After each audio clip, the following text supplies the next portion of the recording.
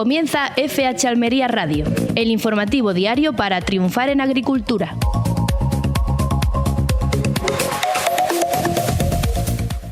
Muy buenas, les saluda Carlos Gutiérrez desde la redacción de FH Almería Radio en este programa diario especializado en agricultura y emitido en Marcador Radio Almería y en las redes sociales de FH Almería Radio. Me acompañan como cada día el director de FH Almería, José Antonio Gutiérrez. Muy buenas. Y en los mandos, Luis Aracho. Hola. Hoy vamos a centrar gran parte del programa en una entrevista que hemos realizado a David Bodas, el Food Value Chain Lead para España, Portugal e Italia de Syngenta, o lo que es lo mismo, el líder de la cadena de valor, que nos ha hablado de su trayectoria trabajando en el campo y en Syngenta desde 2013.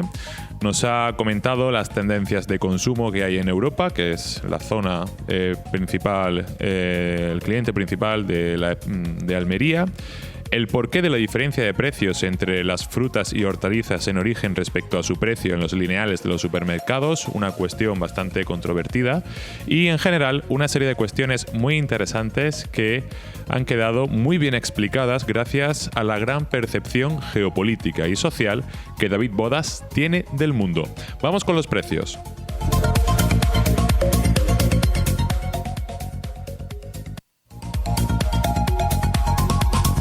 Vamos con la pizarra de Agroponiente Poniente, 17 de septiembre de 2024. Empezamos por las judías, la Elda, que ha tenido un primer corte de 4,48 y un último de 1,92.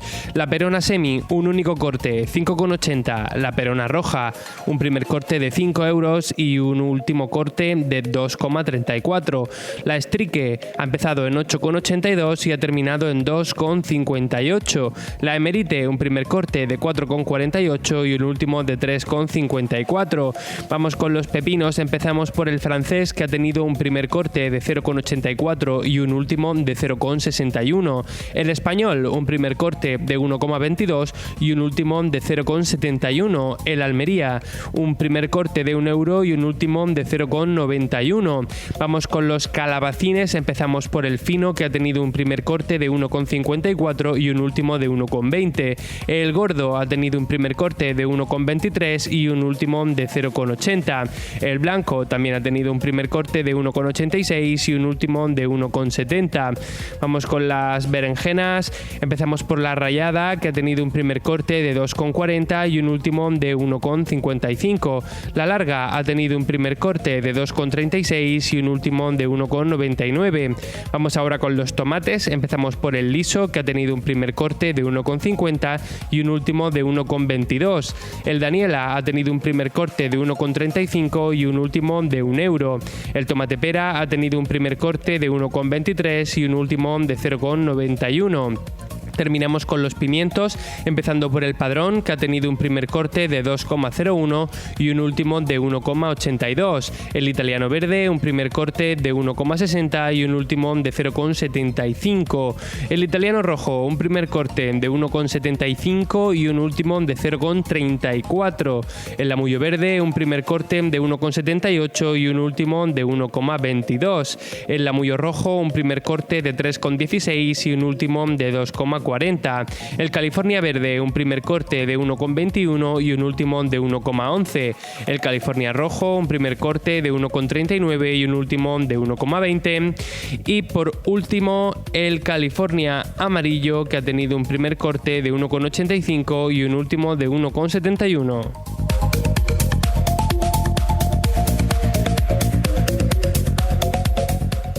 En Radio Marcador, FH Almería Radio. Agroiris celebra su 30 aniversario. Durante 30 años, socios, agricultores, trabajadores, colaboradores y clientes han trabajado con ilusión juntos para hacer llegar miles de toneladas de hortalizas frescas de calidad a millones de consumidores en Europa. Lo van a seguir haciendo con el mismo ánimo y lo van a seguir celebrando con las mismas ganas. Agroiris, 30 años siendo fieles al campo.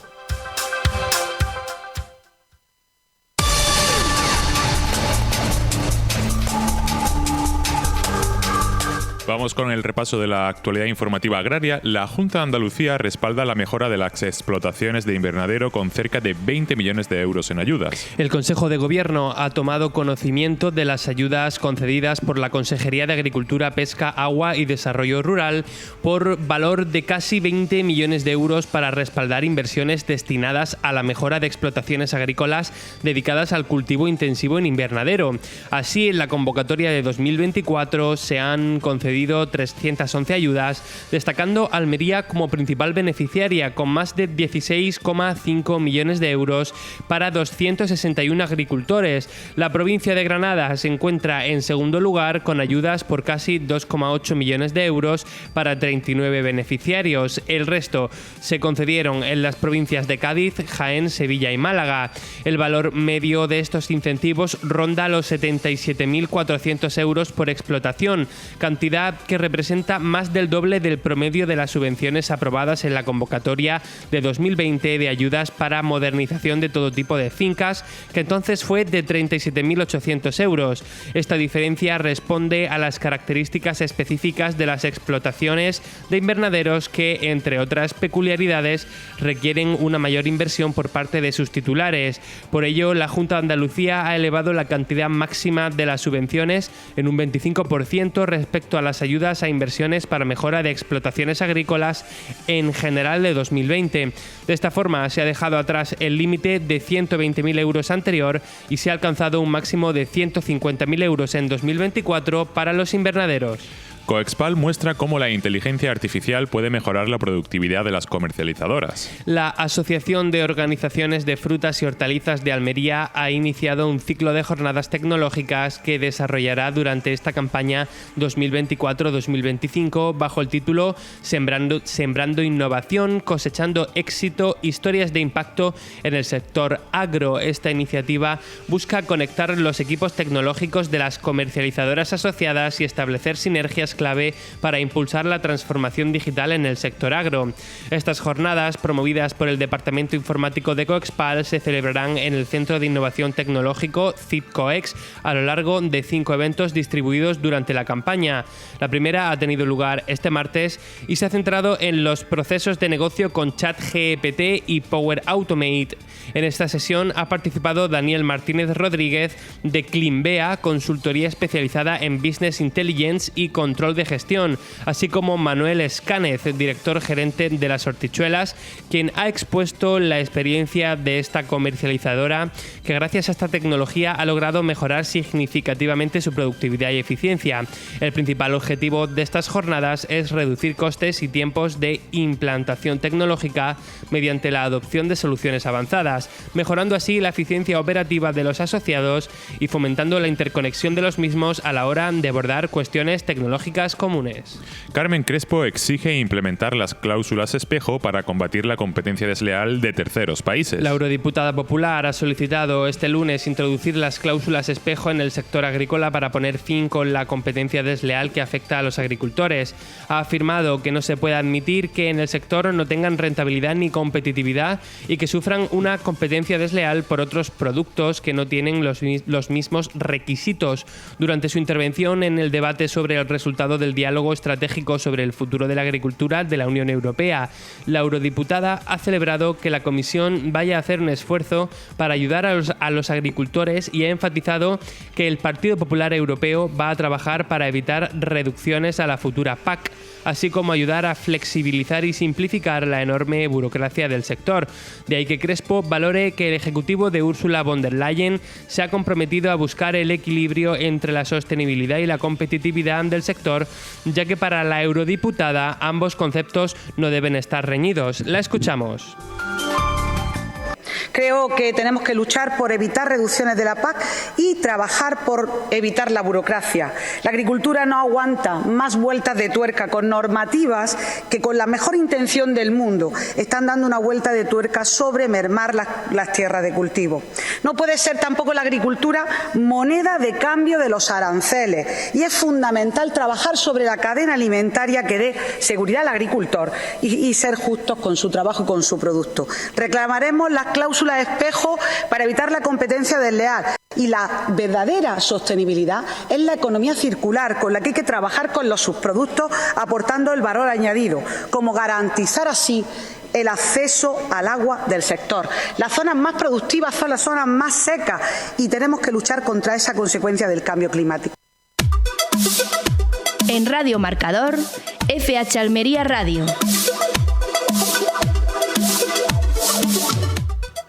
Bueno, pues esta es la actualidad agrícola del momento, con informaciones que miran mucho al futuro, porque hemos hablado de la inteligencia artificial, de esa jornada o charla e investigaciones que está haciendo Coaspal de la inteligencia artificial aplicada a la comercialización hortofrutícola de Almería.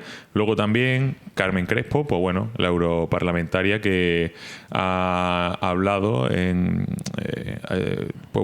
los temas principales que atañen a Almería y entre los cuales destaca el tema del agua y el tema de las cláusulas de espejo. El tema de las cláusulas de espejo, ya lo hemos comentado aquí en el programa anteriormente, que es inadmisible que tengamos que competir con otros productos que se han desarrollado bajo unas condiciones más laxas y que juegan, digamos, con otras reglas distintas, y nosotros si el cliente sigue siendo el mismo. O sea que, José Antonio, esta es la actualidad agrícola. ¿Y qué nos puedes decir? Bueno, lo de la cláusula de espejo, yo creo que eso es un agravio comparativo enorme en contra del campo almeriense, porque hay, los oyentes no sé si sabrán que hay auditorías hasta para saber el trato que se le da a los trabajadores en los invernaderos. Evidentemente, cuando un producto de Almería se manda a Suecia, está muy interesado en saber cómo se ha recolectado, cómo han sido los trabajadores tratados a la hora de hacer ese producto, pero sin embargo, cuando el producto de Marruecos se pone en el mercado europeo a un precio más barato, parece que ya no interesa saber qué trato se le ha dado a los agricultores, si han tenido seguridad social, etcétera, etcétera, etcétera. Yo quiero recordar el tema de la judía, que hace años prácticamente desapareció de Almería, porque la judía es un producto que tiene mucha mano de obra, un coste elevado de mano de obra, y sin embargo, si eso se cultiva en países africanos, ese coste de la mano de obra es inferior, entre otras cosas porque en muchos sitios no hay ningún tipo de cobertura de seguridad social y no hay que pagar absolutamente nada por los trabajadores que están trabajando en el invernadero. Esa judía va al mercado.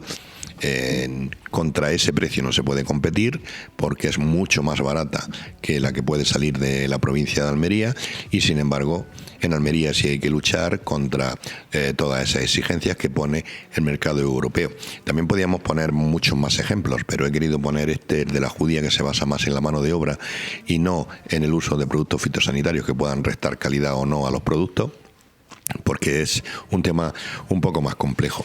Evidentemente lo que no se le reclama a esos países sí se le reclama a España y por ende a Almería, pues hay una desventaja competitiva importante. Y por otra parte hay una frase... ¿Os imagináis los 100 metros lisos con la mitad de los corredores con un chaleco de lastre? Pues yo creo que sería más o menos así. Bueno, llevado al deporte, también se ha dado el caso de competir selecciones de países africanos con edades sub-18 que no parecían que tenían menos de 18, parecía que tenían 25. Sí, la típica broma esa de decir tienen 16 años y decir sí, cotizados. Cotizados, sí. Efectivamente. Lo que quería decir anteriormente... lo que quería decir anteriormente es que Carmen Crespo ha hecho referencia a una frase que tiene toda la razón del mundo. Las zonas áridas son las más productivas. Sí, las zonas más secas son las que más productividad tienen. Son las que más productividad tienen y por lo tanto la que más agua necesitan, y en esa zona es donde más productividad, donde mejor uso y gestión del agua se le saca por necesidad básica. Sí, vamos. Efectivamente. Y bueno, pues eso hay que tenerlo en cuenta, y yo me imagino que en la Unión Europea pues sabrán entender el mensaje que lanza Carmen Crespo para saber qué es lo que tenemos que hacer si realmente estamos interesados en conseguir una producción sana de vegetales que esté acorde con lo que demanda la dieta mediterránea. Bueno, nos quedamos con esta declaración. No se puede admitir que en el sector que el sector no tenga rentabilidad ni competitividad y que sufra una competencia desleal por otros productos que no tienen los mismos requisitos. Nos quedamos con este resumen y bueno, pues la noticia de Coexpal. Coexpal muestra cómo la inteligencia artificial puede mejorar la productividad de las comercializadoras. Todo esto de la inteligencia artificial ahora mismo está empezando y ya pues la Asociación de Organizaciones de Frutas y Hortalizas de Almería, Coexpal, pues quiere subirse al carro y ver cómo se puede implementar todo este volcán de nuevas tecnologías, de inteligencia artificial aplicado a las comercializadoras, pues con el firme objetivo de reducir costes. Yo supongo que readaptar ciertos puestos de trabajo que ahora mismo se desarrollan en las comercializadoras y en las empresas agrícolas del sector, reducir tiempo, ser más productivos y bueno, pues en general intentar agilizar los procesos que se llevan a cabo para el desarrollo de la producción de frutas y hortalizas. Bueno, hace tiempo se puso de moda el eslogan de I más D más I. Yo creo que estamos investigando tanto que vamos a conseguir poner en marcha las producciones agrarias sin el uso de la mano de obra al ritmo que vamos. Luego tendremos que utilizar la inteligencia artificial para intentar encontrar trabajo para esas personas que se han quedado sin trabajo. O sea, una pura contradicción una detrás de otra. Yo no sé hasta dónde va a llegar la inteligencia artificial aplicado a la agricultura. Me imagino que tendrá un uso casi industrial, porque evidentemente la agricultura moderna cada vez va caminando más a eso, a una producción industrial que antes de sembrar la planta casi sepas lo que vas a recolectar. Pues sí, vamos a seguir muy de cerca toda esta evolución. Nuestro compañero Luis Aracho quiere hacer una intervención, ¿verdad? Sí, yo quería comentar un ejemplo de esto, si os parece bien. Sí, por supuesto. Es que hace unos años tuve la oportunidad de estar en un programa con el presidente de la Cámara de Comercio de Murcia y nos ponía un ejemplo al hilo de la inteligencia artificial antes de que se pusiera de moda en esto de la agricultura, ¿no? Él hablaba de una fábrica de nueces que tenía ciertas pérdidas porque se le colaban nueces que estaban amargas, como suele pasar en algunos frutos secos, ¿no? Y nos contaba que poniendo unas cámaras con inteligencia artificial, esas cámaras eran capaces de detectar las nueces que estaban amargas y sacarlas directamente. No sé si pensáis que algún proceso así puede afectar al campo de Almería. Yo creo que muchos, muchos. Yo creo que con el tiempo pues habrá una máquina que podrá analizar perfectamente unas sandías y sin tocarla, simplemente con algún rayo, con alguna imagen, podrá calcular los grados Brix para conseguir que esa sandía llegue al mercado en condiciones óptimas. Si eso es así, la figura del cortador de sandía prácticamente sobra, ¿no? Bueno, todavía ahora mismo hay un gran trabajo que se desarrolla en las comercializadoras. Son pues las mujeres que están seleccionando los productos con el peso idóneo que va a ir en una bolsa. Bueno, eso ya ha cambiado mucho, Carlos, ya te lo digo yo. Que bueno, se pesan, ¿no? Pero bueno, sí, tienen que hacer una labor de seleccionar el producto que a lo mejor está mal. Bueno, ¿no? Ya las máquinas que hay ahora mismo seleccionan por peso, por tamaño, por color, tienen varios parámetros de peso para que el envasado del producto sea uniforme y homogéneo, ¿no? Que es lo que quieren los supermercados a la hora de poner en los lineales, que haya una uniformidad del producto y que todos los pimientos tengan más o menos el mismo peso, más o menos el mismo color, más o menos el mismo tamaño, para que resulten más atractivos en los lineales para el consumidor. Pues sí, todo va, digamos, en pos de una cadena. De una cadena de valor, que es con esto vamos a dar paso a una entrevista centrada en la cadena de valor, en todos los procesos que hay desde que se imagina una semilla para solucionar los problemas que tiene un agricultor, todo el proceso que hay hasta que ese consumidor lo compra en el supermercado y se come ese pimiento, ese calabacín, esa berenjena, etcétera. Esa entrevista es la que vamos a dar paso ahora a David Bodas, la que comentábamos al principio del programa, el Food Value Chain Lead para España, Portugal e Italia de Syngenta. Vamos a escucharla. La mejor agricultura está en FH Almería Radio. Bueno, hoy tenemos en FH Almería Radio a David Bodas, Food Value Chain Lead en España, Portugal e Italia de Syngenta. Entonces, un placer tenernos con nosotros. David, muy buenas. Nada, muchas gracias por recibirme e invitarme. Bueno, vamos a hacerte una serie de preguntas que nos va a responder con mucho gusto, así que empezamos con ellas. ¿Qué es la cadena de valor? Bueno, pues a ver, la cadena de valor y que son los puestos que tenemos en varias casas de semillas, al final se refiere a todo el recorrido que hace un producto desde que nace hasta que se vende y se comercializa y lo tiene un consumidor, ¿no? Desde la semilla, partiendo de la semilla, porque lo curioso es, si entramos en el Ministerio, por ejemplo, de Agricultura, hace años hizo análisis de la cadena de valor para tomate, etcétera, entonces definió una cadena de valor en la que las casas de semilla no estamos. Sin embargo, nosotros siempre proclamamos que estamos. Entonces entramos desde la semilla a todos los pasos que se dan y lo definieron con costes específicos. Es muy difícil mantener eso en el tiempo, pero te daba una idea de qué era. Entonces representa desde el primer paso de cualquier producto, refiriéndonos a agricultura, desde la semilla hasta que el consumidor lo consume. La cadena de valor la conforman los agricultores, productores, comercializadoras, cooperativas, un agroiris, como hemos visto en otros eventos, los transportistas también, etcétera. O sea, sería cada uno de los eslabones que hay desde que comienza todo el proceso de la semilla hasta que el consumidor se come ese pimiento, ¿no? Efectivamente, y los operadores que rodean eso y que intervienen dentro de esos eslabones, ¿no? De comunicar uno con otro, etcétera. Uh-huh. ¿Vale?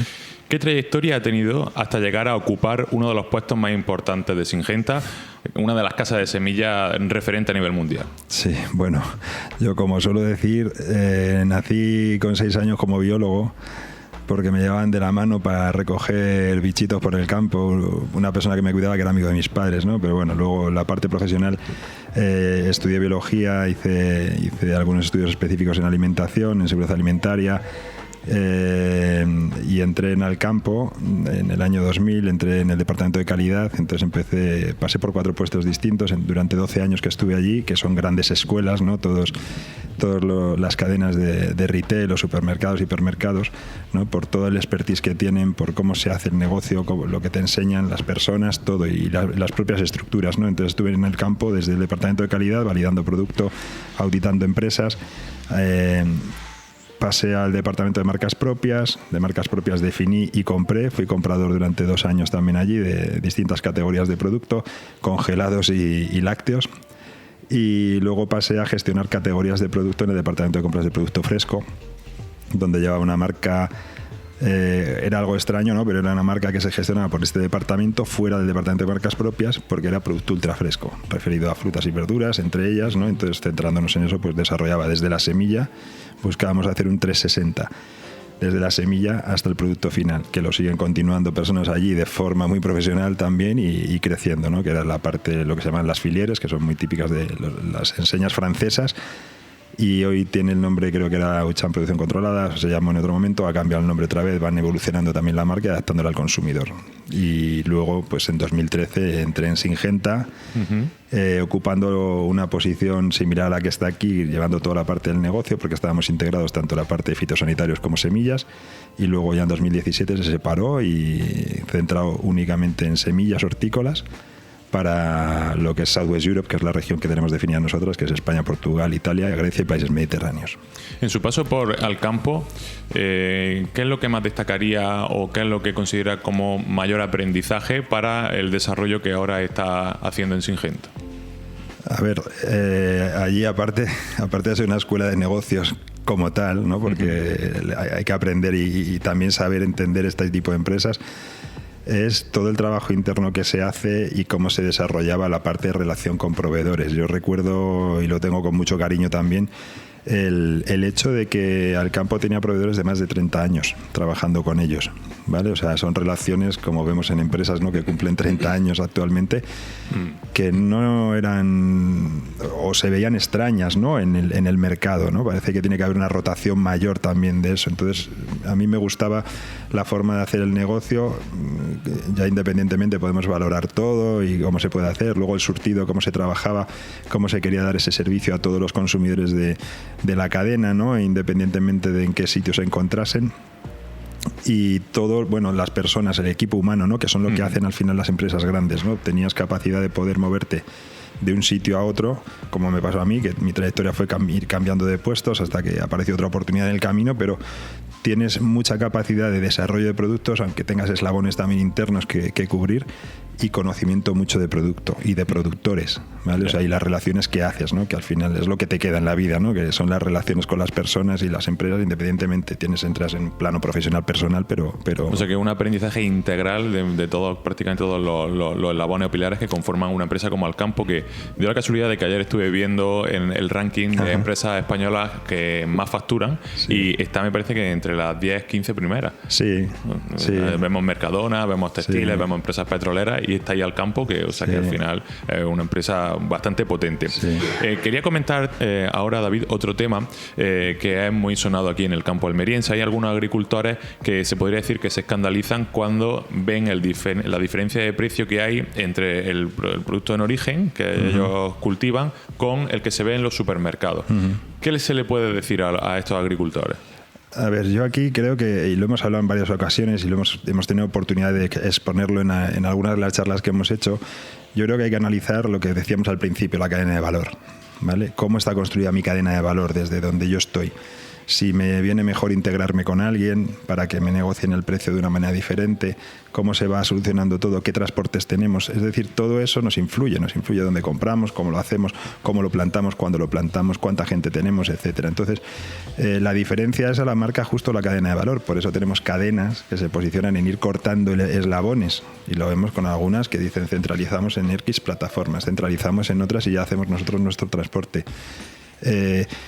Yo diría lo que sería ir suprimiendo intermediarios, ¿no? Sí, entre comillas. Intermediarios o gestionando tú propiamente parte de esa cadena, ¿no? O sea, la asumes tú y dices, yo llego hasta aquí, el otro tiene que llegar hasta allí porque no puedo escalar desde donde yo estoy. Si estoy en Almería, soy un agricultor que tiene 2 hectáreas, no me puedo escalar para irme a lo mejor a Inglaterra, ¿vale? O si tengo media hectárea, ¿vale? Bueno, aquí sabemos los tamaños medios que hay, ¿no? Pero a lo mejor no podemos asumir todo ese coste que implica esa cadena de valor y me tengo que asociar con alguien. Entonces hay que ser conscientes primero de cómo lo tenemos, de que todos trabajamos en los costes en cualquier empresa. Entonces, lo mismo el agricultor, los retailers también, pero es que el transportista también. Entonces, todo eso en la cadena de valor te conforma los costes y te desbalancean, que es lo que nos ha ocurrido con la energía, con el precio de los fitos, etcétera, todo lo que venía de Rusia, Ucrania, etcétera. Entonces, no me asustaría de los datos que a veces se dan, que es como una diferencia del 458% en la semilla, o sea, desde que se pone... A ver, analicemos la cadena de valor, de verdad. O sea, que parémonos a pensar realmente qué es eso, porque esa es la noticia, el titular que se nos da para que la gente se ponga y luego nos diga y nos eche al mundo agrícola cosas que no son reales. Al mundo agrícola luego llevan y dicen que son los supermercados, y hemos oído a mucha gente de los supermercados decir cuál es su margen medio. Un supermercado desde que da alón está gastando, venda o no, ¿vale? Y no pueden dejar el producto allí, ¿vale? Que en el campo podemos jugar un poco a veces, otras no, nos bajamos en precio. Entonces, yo siempre mantener la calma, analizar. El producto que llega a los supermercados está en su casi siempre, en la mayoría de los casos, en su etapa final de, digamos, conservación, ¿no? Sí. Además, en productos frescos que son muy perecederos. Tiene que estar en el punto óptimo de consumo. Claro. ¿Sabes? Mantener esos días en los que le puede gustar a alguien un poquito más tirante, hasta un poquito más maduro, y luego eso se retira. ¿Vale? O sea, eso hay normas en todas las cadenas, cada una tiene la suya en la que deciden cuántos días, cuánto tal, y se va rotando el producto en función de eso. No vale café para todos, ¿vale? O como pasó antiguamente con el tomate, ¿no? Cuando decíamos, oye, los tomates aguantan un mes, era porque era cómodo, ¿vale? Era un invento del retail. Bueno, era una necesidad a cubrir, no era... querían que no rotase, o sea, que rotase menos, pero porque es que no tenían capacidad a lo mejor interna. También hay que pensar un poco en cada uno de esos eslabones cómo lo manejan, ¿no? Claro. Hoy tienes un producto muy fresco, rota, se cambia y vas viéndolo cada día cómo va rotando. O sea, ellos tienen stock cero casi todos ahora mismo. Yo ya cuando estaba en el campo ya se me manejaba el stock cero y tú ves entrar una plataforma que sirve a 66 hipermercados, o los que tenga ahora el campo, ¿no? Pero yo me recuerdo la plataforma, entraba y aquello se vaciaba y ya está, hasta mañana. Ya. Bueno, al final pues evoluciona conforme van evolucionando los tiempos. Y te quería preguntar, David, ¿hacia dónde van las tendencias de consumo ahora mismo en Europa? Que Europa es el principal cliente que tiene la provincia de Almería. Sí. ¿Hacia dónde van esas tendencias de consumo que van pues muy vinculadas a los hábitos de la sociedad? Sí. Bueno, yo creo que Europa, formamos parte de Europa, para nosotros es también lo mismo, ¿no? Sí. Lo único que es cierto que aquí tenemos un ítem que yo me encuentro mucho, incluso entre mis círculos más cercanos, ¿no? Que es el precio. La gente piensa que el producto hortícola tiene que ser barato. A mí me sorprende siempre, digo, yo compro X cosas que me cuestan más caro porque el resultado final es distinto, ¿no? Entonces, Europa quiere lo mismo que queremos nosotros y quieren el mejor producto, que es el que llega a Europa, porque se paga, ¿vale? Por eso vemos a veces diferencias y la gente dice, oye, es que aquí, bueno, ¿tú cuánto pagarías, estarías dispuesto a pagar por un producto que te llega?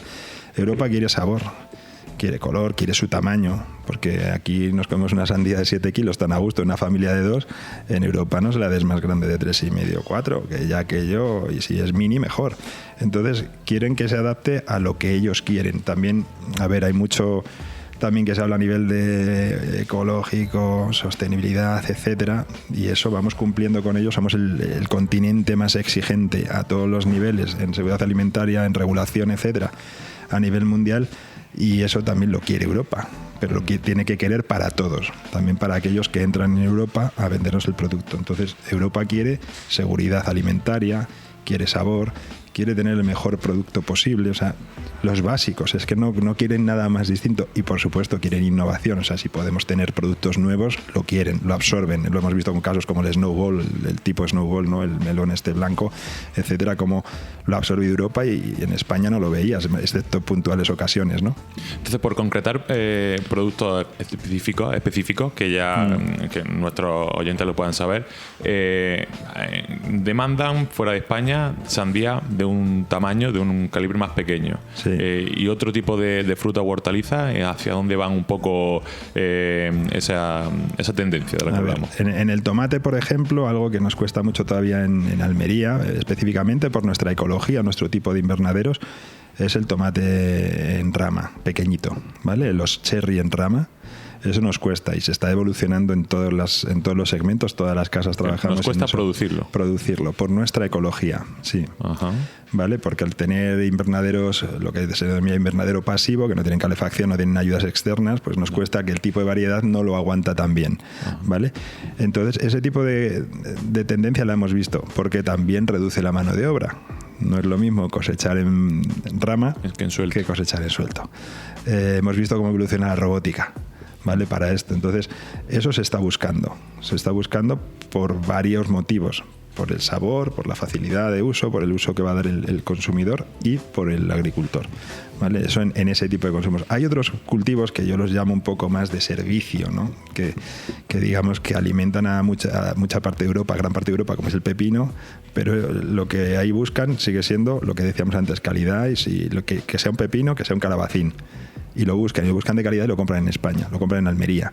Uh-huh. Lo que damos el servicio al agricultor es la resistencia y que tenga cada vez mejor producto, que se posicione en más fechas y que podamos tener un marco de plantación mucho más largo y completar ciclos, etcétera, etcétera. Que lo que nos piden es año completo. Que se adapten, claro, completar el ciclo, ¿no? Sí. Que se adapten también, entiendo, a diferentes climatologías, ser más rústicas, ¿no? Que sí. Todo ese tipo de propiedades que sí. al final, pues, un agricultor quiere encontrar en su variedad para que le quite quebraderos de cabeza, ¿no? Sí.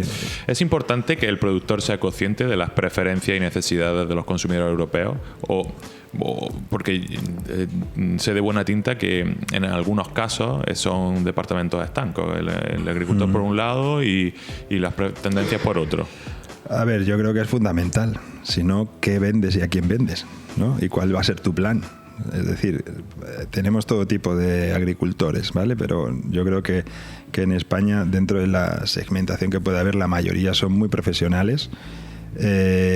No todos llevan planificación, pero se unen a grupos que les planifican y les dicen por qué, y es en relación a las tendencias, con lo cual tú vas a plantar esto en relación a esa tendencia, y si lo entendiesen, yo creo que también entenderían cómo se está sirviendo hacia Europa, es decir, que en todas las capas se comunique, que se sepa por qué estás trabajando, es el objetivo, que le hagas partícipe al agricultor, que lo sepa, aunque él diga yo quiero plantar esto y resolver mi cultivo, vale, pero que sepan el porqué de las cosas y porque al final esto incluso es un negocio que va de generaciones en generaciones. Entonces, por si yo es que toda la vida he hecho esto, vale, es que toda la vida he hecho esto, pero es que a lo mejor tu hijo, que también va a ser agricultor, necesita adaptarse a otras tipologías o necesita aprender otro tipo de forma de cultivo. Exacto. Que van a ser necesarias sí o sí, porque cada vez vemos menos productos que se puedan utilizar y al final la agricultura va evolucionando. Exacto. Este año hemos visto la celebración del 40 aniversario de Magar, Francisco Moleno García, de la empresa Eurosol, su 25 aniversario, y de la empresa Agroiris, su 30 aniversario. ¿Cómo valora el progreso y la longevidad de estas empresas, que ya sabemos que la empresa en España no suele durar más de 3-4 años de media? Sí, las estadísticas dan un resultado muy negativo para España en empresas que con 5 años el 80% se nos van, comparado con Estados Unidos, que aguantan el 50%, ¿no? Y de hecho, esta mañana, casualidades de la vida, buscaba cuántas empresas tienen más de 30 años en España y relacionadas con horticultura. No lo he llegado a encontrar, ¿vale? Pero como ya decíamos hace una semana, ¿no? Es un hito el que esto llegue. Por lo que sabemos, la dificultad que supone operar en un país que tenemos tanta regulación, ¿no? En el que se nos exige tanto cuando quieres ser empresario cuando te quieres montar una empresa, ¿no? Y tienes que tener ciertas obligaciones, pero la contrapartida llega muy lentamente, con lo cual te cuesta más. Entonces creo que es un hito y es algo a celebrar siempre. Yo siempre lo digo, hay que celebrar cualquier momento que tengas porque no sabes mañana cómo va a ser, ¿no? Entonces creo que es un hito y además hay que darle la enhorabuena por hacerlo, porque eso es cuestión de la gestión, de la gente que quiere trabajar con ellos, o sea, es decir, todo el equipo humano que hay, desde el agricultor hasta la gente, cualquier persona que está involucrada en esto. Es un hito y hay que celebrarlo. O sea, yo creo que es muy importante que eso haya y que siga y que se vea como futuro, porque el futuro es que sigamos comiendo, seguro. Claro. Bueno, tenemos también, como cada día, al director de FH Almería, José Antonio Gutiérrez, que entiendo que querrá hacerte algunas preguntas, intercambiar algunas impresiones sobre lo que hemos hablado y si hacia dónde vamos con esas tendencias de consumo. Sí, además estoy ansioso por hacerlo, porque tenemos una suerte enorme de contar con David Bodas, un hombre que ha estado en el otro lado de la trinchera y ahora está en ha estado de la parte comercial, del retail, y ahora está de la parte de la producción. Pues aquí lo tienes, atácale. Efectivamente. ¿Cómo es posible que dos sectores que están condenados a entenderse para funcionar bien, digamos, mantengan esas disputas que alimentan continuamente las organizaciones agrarias? Siempre que hay precios bajos, surge por algún sitio la diferencia que hay entre lo que cobra el agricultor y lo que paga el consumidor, y en medio están las grandes cadenas. Hubo un tiempo, 12 años, que estuviste metido en el campo viendo todo eso desde una perspectiva, y ahora con Syngenta, que estás de la parte de la producción, me imagino que lo verás de otra. Bueno, las cosas no han cambiado tanto en cierto sentido, ¿no? Es decir, nadie quiere quedarse sin un productor. Es decir, que por mucho que negocies, lo que no quieres es liquidar a quien te está proveyendo de producto. ¿Vale? Sí es cierto que existen posicionamientos de precio y otra gente que no sigue un posicionamiento de precio, su posicionamiento es de volumen. Se tienen que llegar a entender siempre, pero cada cadena hay que entender que tiene su política de precios, su política de posicionamiento, su rotación de personal, etcétera. Tenemos todos los casos en España, de hecho. Y bueno, yo como lo veía, os decía antes, ¿no? Que veía la parte de proveedores que tenía el campo con más de 28 años, 30 años, y se intentaba siempre que fuese un equilibrio entre lo que se hacía en la compra y lo que las actividades promocionales y lo que el productor, el proveedor liquidaba en cualquier segmento, o sea, no solo fruta y hortaliza, ¿vale? Lo que sí es cierto es que en España tenemos poca unión en general para negociar hacia arriba, ¿no? Aguas arriba. Al final negociamos y las cadenas no van a tener solamente un productor, un proveedor, porque se quedarían sin productos si hay algún fallo en la cadena, con lo cual tienen 3, 4, 5, 6. Y ocurre también que cuando pides precio a uno hay otro que te lo está dando más bajo, etcétera, etcétera, con las mismas condiciones, puesto en tienda, etcétera. Entonces tenemos varios problemas que debemos manejar. Luego hay cosas que están prohibidas, cosas que funcionan y que no funcionan y que hay que poner en la mesa, la ley de cadena alimentaria, los pagos, ¿vale? Y los precios que deben tener también, pero en una estructura de costes tan diferencial como existe en España, porque si vamos de norte a sur, de este a oeste, cada uno tiene su coste para el mismo producto.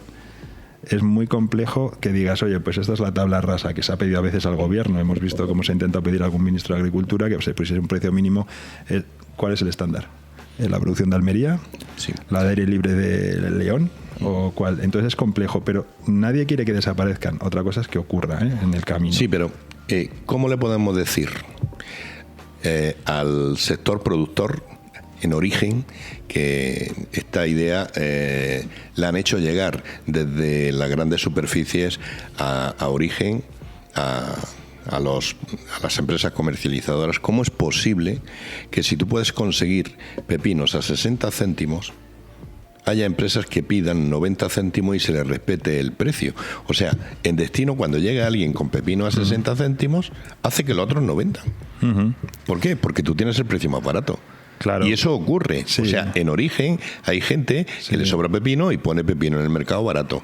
Claro. Ya ha roto cualquier consenso para un precio mayor. ¿Por qué? Porque es que la explicación es muy fácil. Yo no puedo vender mis pepinos porque el supermercado de enfrente los tiene un 30% más baratos. Sí, lo que pasa es que también aquí hay otra cosa, ¿no?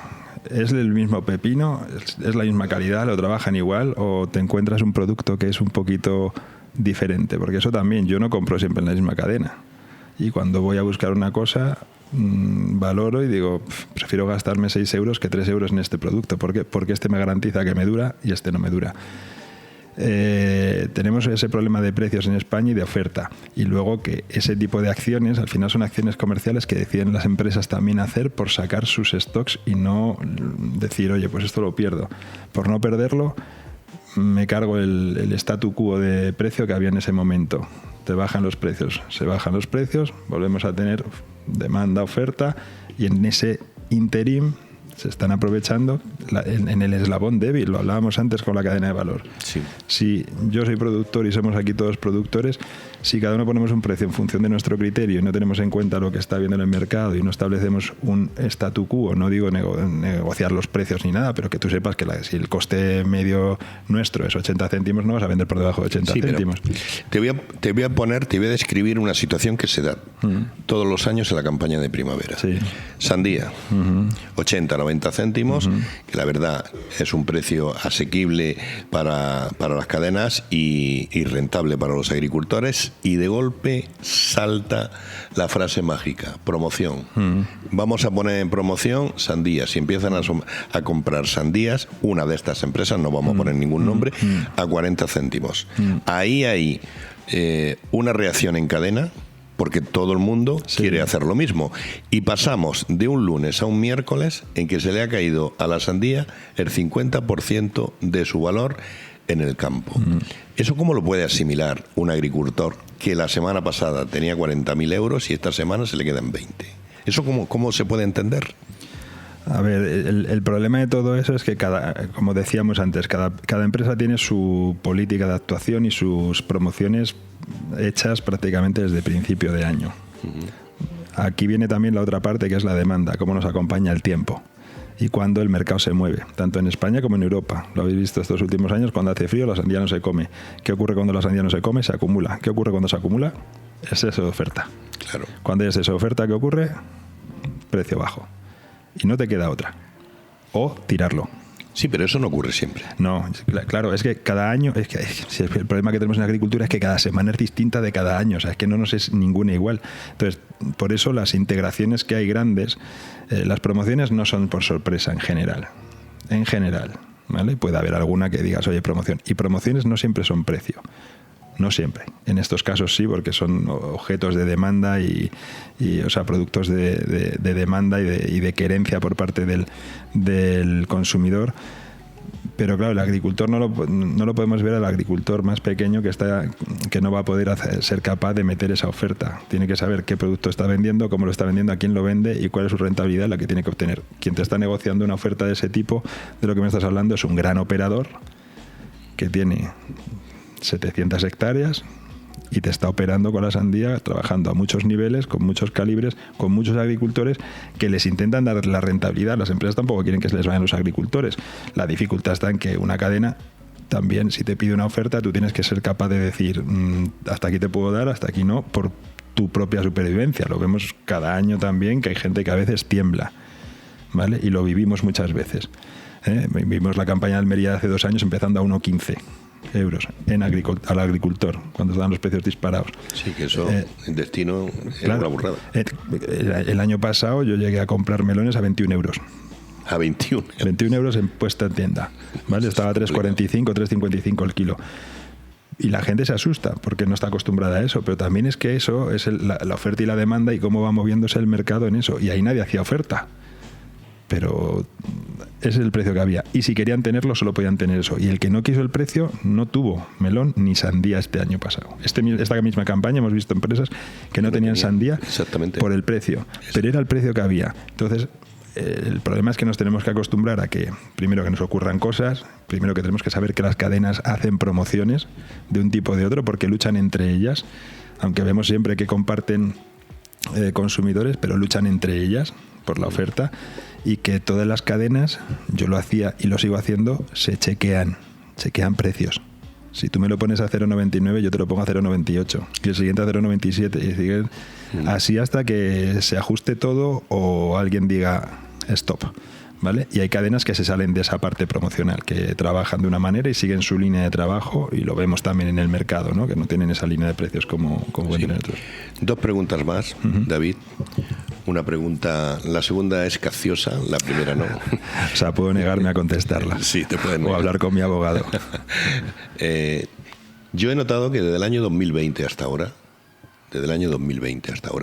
parece como que se valora más el producto agrario. Que en los supermercados se valora más, que el público lo valora más, que la alimentación vegetal perteneciente a esa dieta mediterránea que tanto se celebra y se difunde está cobrando más valor entre el consumidor final. ¿Tienes esa percepción tú o no? Sí y no. Cuando vino la pandemia, todo el mundo se volvió loco porque estábamos en casa, entonces es que había que comer sano, había que hacer todo sano. También se bebió mucho vino, se bebió mucha cerveza, pero subió toda la parte de salud, deporte, etcétera. De hecho, yo se lo digo a mi mujer muchas veces, digo, la vez que más en forma has estado ha sido durante la pandemia, que hacíamos 1 hora de ejercicio todos los días. Yo suelo practicar bastante, pero en ese momento fue y ella se unió. Pero si habéis visto los últimos datos del gobierno, hemos bajado el consumo de kilos de todo lo sano, de las frutas y las verduras. Somos un país muy productor y no somos el primero en consumo. Curiosamente, a mí siempre me extraña. Tenemos una baja cultura nutricional, ¿vale? Que yo siempre lo defendemos y bueno, sabéis que formamos parte de 5 al día y siempre defendemos un poco que debería haber más cultura nutricional de enseñar cómo se come desde las escuelas. Eso lo hemos perdido. Y la gente, por mucho que digamos la dieta mediterránea, podemos acercarnos a cualquier sitio a comer y vamos a ver qué dieta mediterránea estamos haciendo, ¿no? Y debería partir no solo de nosotros, sino también del gobierno, ¿vale? Para hacer eso. Sí que hay una tendencia de más deporte, mejor consumo, pero sin embargo hemos bajado los kilos. Entonces a mí me sorprende porque siendo el país que somos, que tenemos el mejor producto del mundo, no lo valoramos ni lo compramos y nos vamos por otras líneas que son menos saludables. Pero es que, por ejemplo, en este sentido, hace poco escuché un ejemplo que es muy clarificador. Al final, los niños, cuando celebran sus cumpleaños, en las bandejas no hay trocitos de sandía. Hay trocitos de nubes, de gominolas, de chocolate. Entonces, desde muy chico se le premia con que lo que está bueno y lo que tal son pues otro tipo de alimentos procesados, etcétera. ¿Por qué no desde chiquititos se implementan estos hábitos de vida, estos hábitos de consumo y de productos de la tierra? Pues a eso me refería, ¿no? Cuando decía que desde asociaciones estamos apoyando esto y se le comunica al Ministerio.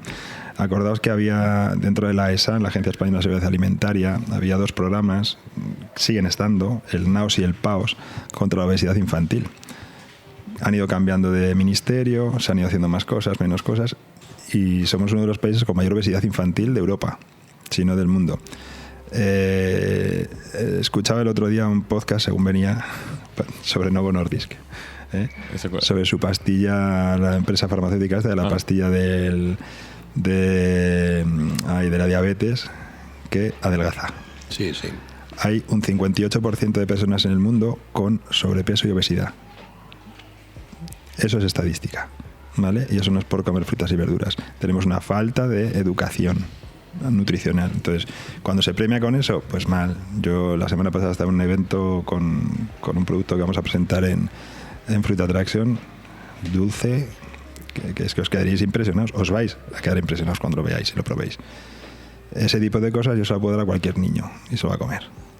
Pero esto viene de los padres. La educación, volvemos a lo mismo. La parte educativa que recibimos en los colegios desde que empezamos, ¿cuál es? Cero. Entiendo que ese producto todavía está bajo llave, ¿no? No se sabe. Está en venta, se sabe, pero no voy a desvelar nada hasta que no estemos ahí, si estamos en las finales. Sí, a mí precisamente otro compañero tuyo de una empresa similar a la tuya me decía que había bajado mucho el consumo de melón porque las madres no le daban a los niños melón.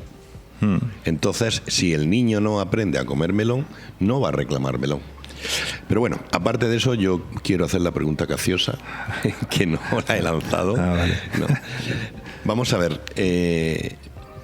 yo percibo que cuando hay inestabilidad mundial, los precios de las hortalizas son más caros, van mejor.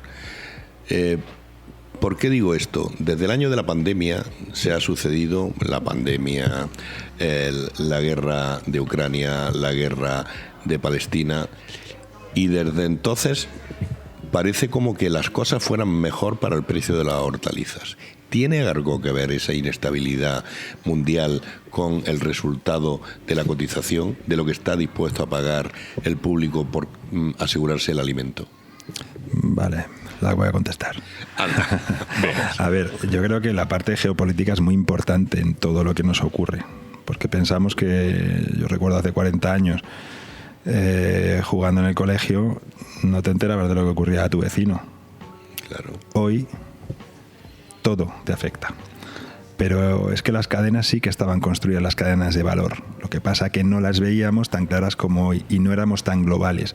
Cuando eres tan global y todo está en dependencia de los acuerdos geopolíticos que se hacen con los políticos, que te pueden gustar más o menos, pero hay acuerdos que hacemos, da igual, como país, ¿vale? Y las empresas los hacen también. Cuando tú te suministras y ves que una fuente tuya de suministro es más barata si la compras aquí, incluso con el transporte, que si la haces aquí, etcétera, etcétera, estás valorando ciertas cosas, no otras cosas que también son loables, como producto local, ¿vale? Cuando haces eso, como compañías que conocemos, es igual de loable que lo otro, pero no valoras la parte que te puede afectar a nivel geopolítico. ¿Te afecta? También. ¿Por qué? Porque el precio del gas te afecta. Como empresa te afecta y no producimos gas solo nosotros. Importamos gas. Los combustibles. Hablamos antes de los fertilizantes. La guerra de Rusia y todo esto nos afecta a todos. El grano nos afecta a todos, nos afecta a muchas cosas, a ingredientes de productos de alimentación, a la madera, el acero. El acero, acordaos, el acero para los invernaderos. Con la pandemia y con el bloqueo del canal de Panamá, subió. Y el precio del invernadero vosotros lo sabéis, pero si hacéis una estadística de cuánto ha subido y hasta cuánto ha subido, ha pasado de X cientos de miles de euros a más X cientos de miles de euros por un problema de las cadenas de suministro, etcétera, etcétera. Entonces, todo nos afecta de una manera y está relacionado todo, con lo cual a la fruta y la verdura le afecta. Cuando hablábamos antes del melón a 21 euros, no es casualidad, es que todo ha subido. Si sube el agua, si te suben los insumos de cualquier tipo, y aunque manejes con muy poquito, tienes que tener mucha suerte para que te pille, ¿no? El aceite de oliva. Si yo me he pasado mi vida escribiendo de la poca rentabilidad del aceite de oliva y sí, he pasado a escribir de que es un producto prohibitivo para la familia. Sí. Bueno, el aceite de oliva yo creo que sería un caso de estudio específico para verlo. Porque a mí siempre me ponían el caso, sí, mira cómo se compra en Dublín, que es más barato que aquí. Bueno, claro, porque compraron hace 8 meses, no compraron hoy, que nosotros compramos cada 15 días, ¿no? Las grandes cadenas compran cada 15 días y establecen sus depósitos y todo para tener y asegurar su cadena de suministro. Entonces, bueno, pues todo nos afecta, claro que nos afecta cualquier cosa que ocurra en el mundo porque estamos interconectados, queramos o no. Claro, todo está relacionado. Bueno, Luis, no sé si te gustaría hacer alguna pregunta a David. Estamos acercándonos ya en la recta final de esta pequeña tertulia. Hemos dado la información en FH Almería de una investigación del CSIC que ha producido lechugas doradas con mucho más betacaroteno. Entonces mi pregunta es, ¿hay hueco en el mercado o en el futuro para este tipo de ideas así nuevas, modernas, locas? Yo estoy convencido. De hecho, soy un fiel fan de todas las ideas locas e innovadoras. Yo doy fe.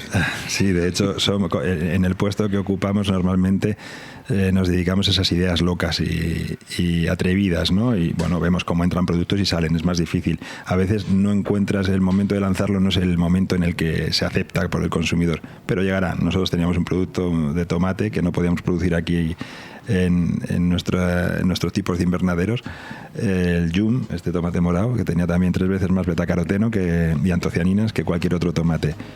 Es un ejemplo, la lechuga esa es otro ejemplo, ¿vale? Productos más dulces, extra dulces, que vengan en algún momento en el futuro, los medicamentos estos que decíamos, ¿no? Que te receten que te tomes un tomate en lugar de tomarte un ibuprofeno, eso llegará. En Alemania creo que se estaba haciendo algo de eso con alguna tipología, pero tiene que llegar la innovación. Si no hay innovación, todos serán lo mismo, todos seremos lo mismo. Entonces la innovación es necesaria para avanzar, aunque sea luego una lechuga verde que te aguante más y te aguante otras enfermedades para que tengas la lechuga, pero en todo eso mucho mejor que tomarse una pastilla. Claro. Bueno, pues con esta dosis de locura nos vamos a despedir en esta tertulia con el líder de la cadena de valor en España, Portugal e Italia de Syngenta, David Bodas. Muchas gracias por atendernos en la redacción de FH Almería, ahora con el reciente programa de FH Almería Radio, emitido en Radio Marcador y redes sociales de FH Almería. Un placer tenerte con nosotros. Nada, gracias a vosotros por invitarnos. Muy bien.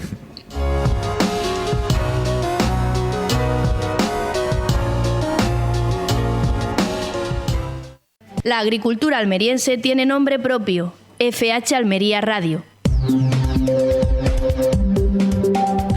Bueno, pues con esta genial entrevista con este profesional como la copa de un pino nos despedimos en el programa de hoy martes en FH Almería Radio, emitido en Radio Marcador y en las redes sociales de FH Almería Radio. Nos vemos mañana.